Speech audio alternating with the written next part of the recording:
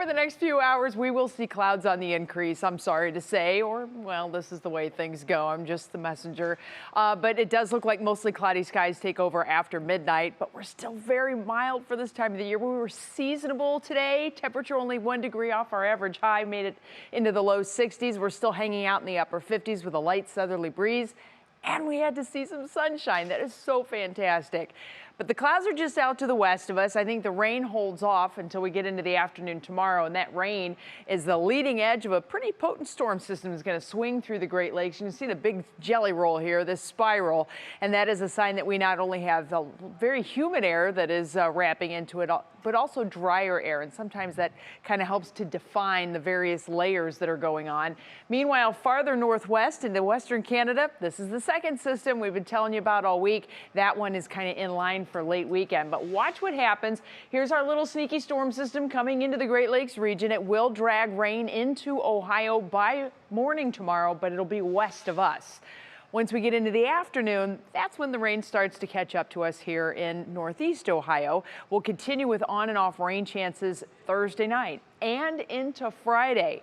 Once we get into Friday and then into Saturday, that second part of that storm system comes in. And notice how everything is starting to come together on the East Coast. So this is an East Coast developing storm system that will absorb the two storms that are coming through northeast Ohio. This is good and bad. At least things are moving.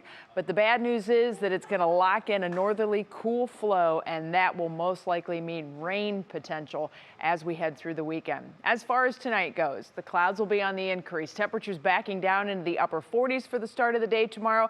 Through the afternoon then, we're expecting to see more of those clouds, and eventually we will have the rain chances that start to pop up. Temperatures topping out once again in the 60s, so at least it's going to be mild.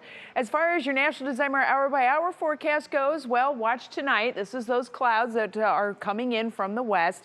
Early morning temperatures upper 40s to around 50. Look at the wind out of the south, gusting to 20 plus throughout the morning. By the time we hit noon, we'll be in the low 60s, but we are still dry.